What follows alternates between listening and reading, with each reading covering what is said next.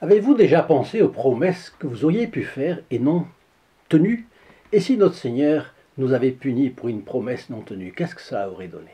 Par exemple, une promesse liée à un remerciement d'une grâce qu'il nous aurait accordée et que nous aurions laissé tomber, que nous aurions laissé tomber dans l'oubli. Ayons donc au moins la reconnaissance et l'amour envers lui pour les grâces reçues. Donc. Cela peut avoir beaucoup plus d'importance qu'on le croit parfois. À la fin de cette vidéo, je vous laisserai une prière demandant à la Sainte Famille, par l'intercession du Saint Padre Pio, une protection spéciale pour toutes nos familles. Alors avant de jouer à la loterie, une dame a promis quelque chose. Elle a gagné ce qu'à la loterie, elle n'a pas tenu parole. Donc de la loterie à la piété, la conversion d'une veuve. Chers amis fidèles du Padre Pio, bonjour. Et aujourd'hui, nous nous retrouvons ensemble, une fois de plus, autour du Saint Padre Pio, dont nous parle le père Marcelino Iazenzaniero. Nous sommes en 1944-45. Donna P. P comme Paola, disons. Mais son nom n'est pas donné. Elle est une veuve de guerre. Après la mort de son mari, ses beaux-parents n'ont pas eu un seul geste d'assistance pour elle et ses deux enfants en bas âge. Entre parenthèses, c'est bien la preuve que l'économie de pénurie ne développe pas nécessairement le sens de la charité envers le prochain, quoi qu'on en dise. La charité, en réalité, est l'apanage de la foi chrétienne. Bon, donc Donna P. se résout à quitter la ville, où la vie est toujours plus chère. Elle se réfugie avec ses enfants à la campagne. Et, comble de cynisme, sa belle famille en profite pour occuper son domicile et lui prend le peu qu'elle y a laissé. Quand l'aîné des deux enfants doit faire sa première communion, elle ne reçoit de ces personnes pas même un vieux vêtement de son mari où elle aurait pu tailler un habit pour son fils. Bien. Pour soutenir financièrement sa famille, elle recommence à travailler chez Michelin, où elle a déjà été employée avant son mariage. Face à ces difficultés économiques et vivant dans un logement en location, elle aurait aimé bien légitimement que sa famille lui rende son chez elle que son mari et elle avaient autrefois destiné à leurs enfants. Mais c'est peine perdue. En proie au doute, ayant besoin de conseils avisés et pacifiants, elle pense se rendre auprès du Padre Pio. Mais elle n'a pas assez d'argent pour un si long voyage pour elle et ses deux enfants. Elle pense donc jouer à la loterie, et voilà ce qui l'amène à la loterie. Donc, elle y vient par un biais tout à fait moral, si on peut dire comme ça. Il y en a qui le font d'une manière beaucoup moins morale, comme vous le savez. Alors, il y a des gens qui espèrent beaucoup dans la loterie. En soi, à condition que cela soit une petite partie de ses biens et que cela ne mette pas en jeu l'équilibre des finances familiales, ce n'est pas immoral. Dans tout ce qui est jeu, cependant, vous savez qu'il y a un risque d'addiction. Addiction à ce petit goût du risque qu'on espère financièrement juteux, l'espérance d'un gain sans effort. Et imagine-t-on des saints addicts à la loterie? C'est difficile, non? Alors, chacun doit consulter sa conscience sur ce genre de choses. C'est très personnel, j'en conviens. Enfin, il y a des personnes auxquelles ça a réussi, mais combien d'inquiétudes, combien d'angoisses, combien de tensions nerveuses cette poursuite de l'argent facile peut-elle occasionner et combien de fois? Pour moi, personnellement, le jeu n'en vaut pas la chandelle. Ce genre de choses, ça ne me convient pas. Mais permettez-moi une petite confidence. Il m'est arrivé de trouver des personnes qui me disaient « Ah, si je gagnais à la loterie, eh bien, je vous aiderai à développer votre apostolat du Padre Pio. » Qu'est-ce que ça signifie de leur part? Ça signifie, comme je ne gagne pas à la loterie, ben je ne vous aide pas. Ça commence par là. Et puis, ça signifie aussi, ah, si j'étais riche, vous connaissez cette fameuse chanson, et bien chantée d'ailleurs par Ivan Rebrov. Ah, si j'étais riche, je vous aiderais bien, mais je ne le suis pas, donc ben, je ne vais pas vous aider. Et la probabilité est si petite que la personne gagne à la loterie qu'elle ne risque pas grand-chose en disant ça. Faire connaître le Padre Pio ne serait possible qu'à la Saint-Glinglin, comme on dit dans Mon Midi, c'est-à-dire jamais. Au fond, il y avait une certaine dose de cynisme dans cette affirmation. Le fait est qu'aucun mécène ne s'est jamais présenté. Par contre, j'affirme que ce sont les petits ruisseaux qui font les grandes rivières, et que, sans sacrifice, rien ne se fait. De toute façon, si tout devait être facile, et il y avait 50 mécènes, etc., je me méfierais. C'est pourquoi tous ceux qui aident la cause du Padre Pio payent de leur personne et souvent de leur bourse. Je les en remercie ici, une fois encore, et je crois que chacun qui regarde avec intérêt ces vidéos serait charitable en ayant à cœur de prier ne serait-ce qu'un Je vous salue Marie à leurs intentions, parce que c'est grâce à eux que vous avez le programme avec les fioletti toujours cocasses, intéressants, piquants du Padre Pio, qui nous égayent parfois lorsque le ciel est bas et que la grisaille plane sur notre âme. Eh bien voilà, ce sont toutes des personnes qui ont leurs difficultés, leurs épreuves, leurs tentations, et qui ont toutes besoin de grâce de la Sainte Vierge. Donc prions donc les uns pour les autres, si vous voulez bien. Et s'il n'y a pas de mécène possible parmi ceux qui m'écoutent aujourd'hui, qui sait si certains se sentiront de faire un pas de plus pour le Padre Pio. Un peu du nécessaire et pas seulement du superflu. Le Padre Pio les en remerciera avec sa générosité. Je l'affirme, et vous ne le croyez-vous pas? Alors Donna P.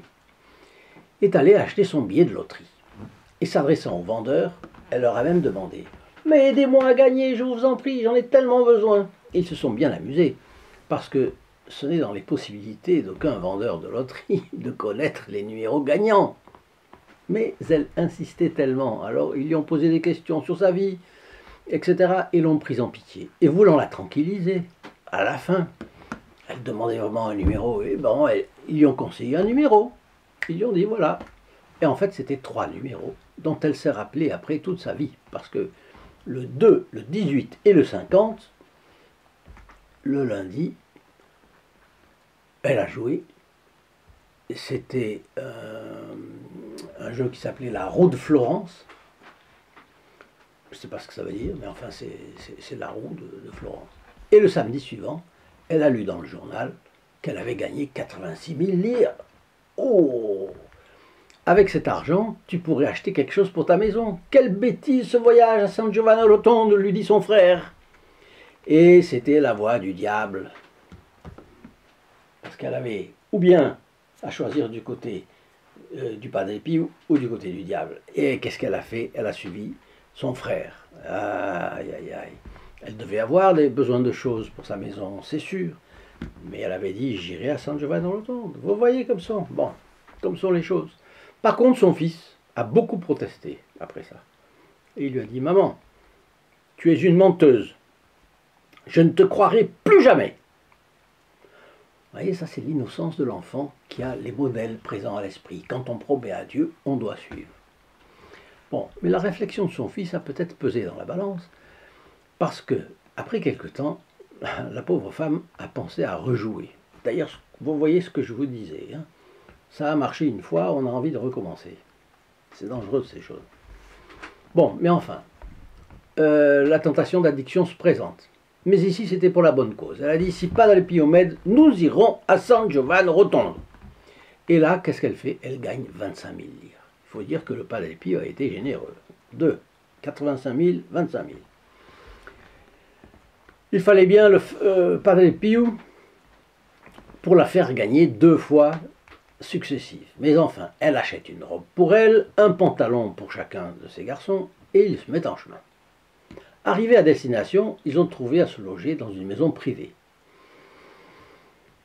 Plus exactement, on les a autorisés à dormir dans un couloir. Mais voyez, elle en voulait. Ils sont restés 14 jours à San Giovanni Rotondo finalement. Et à cause de quoi? À cause du tour de confession. Il y avait beaucoup de monde déjà. Alors en attendant, Donna P. était chaque jour plus impressionnée par la messe du Padre Pio. Et c'est elle qui raconte. J'ai vu Padre Pio comme en contact direct avec Dieu. J'ai vu ses mains saigner et je suis absolument persuadé qu'il revivait la scène du calvaire, avec Notre-Dame présente. Et tous les jours, à 4 heures du matin, elle attendait à la porte jusqu'à ce que l'église ouvre. Et devant cet autel où Saint Padre Pio célébrait, devant cet autel où le Saint Padre Pio célébrait la Sainte Messe, c'est-à-dire le sacrifice de notre Seigneur Jésus-Christ, qui a été sanglant, qui n'est plus sanglant sur l'autel, mais qui est le renouvellement non sanglant du sacrifice sanglant du Christ. Ce n'est pas un déjeuner, ce n'est pas un dîner, ce n'est pas un repas, non. C'est un sacrifice, et c'est celui du Christ. Et elle le voit, et elle le comprend surtout. Elle comprend ça à ce moment-là. Et chez elle, elle avait vécu en fait avec un homme, après son veuvage. Un homme qui l'aimait. Mais elle a, là, à ce moment-là, décidé de couper la relation et de raconter tout au Padre Pio. Quand son tour de confession arrive, elle s'approche en tremblant du confessionnal. Elle était si émue qu'elle ne comprenait plus rien, était plus capable de rien dire. Tout ce qu'elle a trouvé à dire a été « Mon père, comment puis-je vivre comme ces derniers jours ?»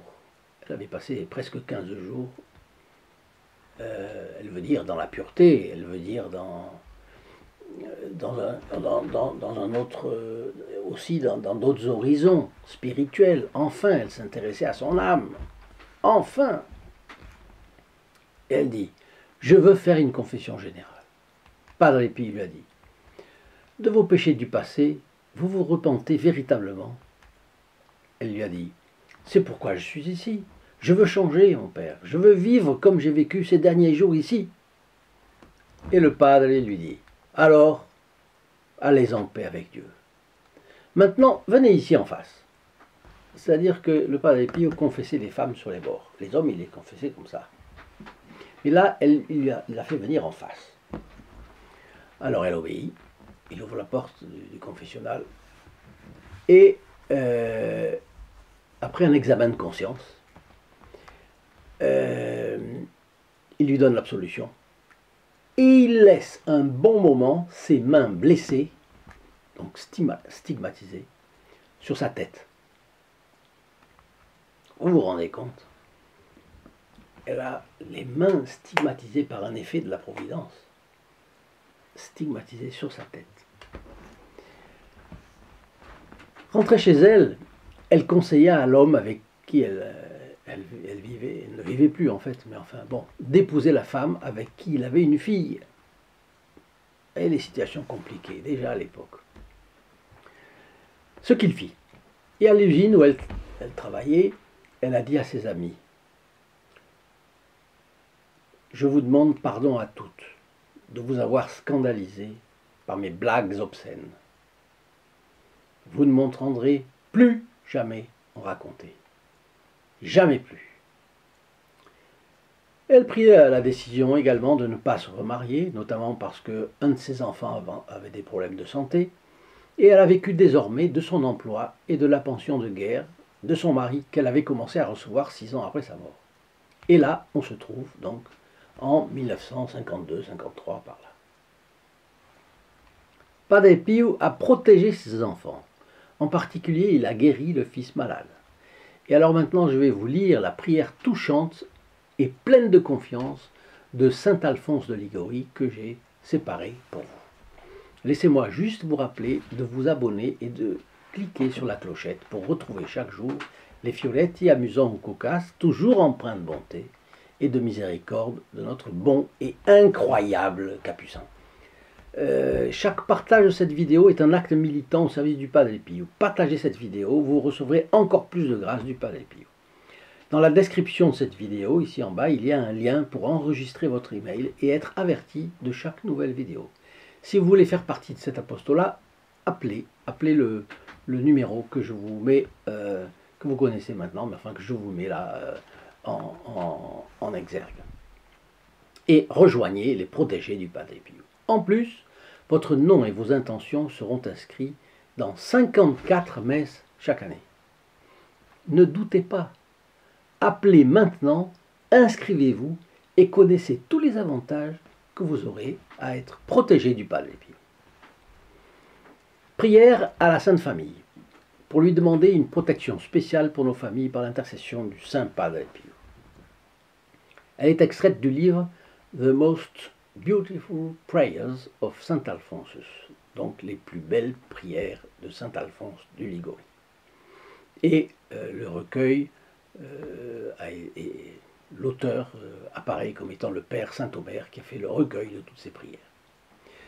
Jésus bien-aimé, qui par vos ineffables vertus et exemples dans la vie domestique avez consacré la famille que vous avez choisie sur terre, regardez avec miséricorde notre famille, prosternée à vos pieds, et qui vous demande de lui être propice. Souvenez-vous que cette maison vous appartient, car elle vous a été dédiée et consacrée pour vous honorer au moyen d'un culte spécial. Protégez-la dans votre bonté, délivrez-la des dangers, venez à son secours dans les nécessités. Concédez-lui la force de persévérer toujours dans l'imitation de votre Sainte Famille, afin qu'attachée à votre service et à votre amour, pour tout le cours de sa vie mortelle, elle puisse chanter vos louanges éternelles au ciel. Ô Marie, mère si douce, nous implorons ici votre protection dans la certitude que votre divin et unique Fils entendra vos suppliques. Et vous aussi, très glorieux patriarche, Saint Joseph, concédez-nous l'assistance de votre puissant patronage et remettez nos vœux dans les mains de Marie afin qu'elle présente à Jésus-Christ, qu'elle les présente à Jésus-Christ. Jésus, Marie, Joseph, éclairez-nous, secourez-nous, sauvez-nous. Et nous pouvons ajouter Saint Padre Pio, éclairez-nous, secourez-nous, sauvez-nous. Voilà. Je vous souhaite une très bonne journée et la bénédiction du Padre Pio, bien entendu. Au revoir.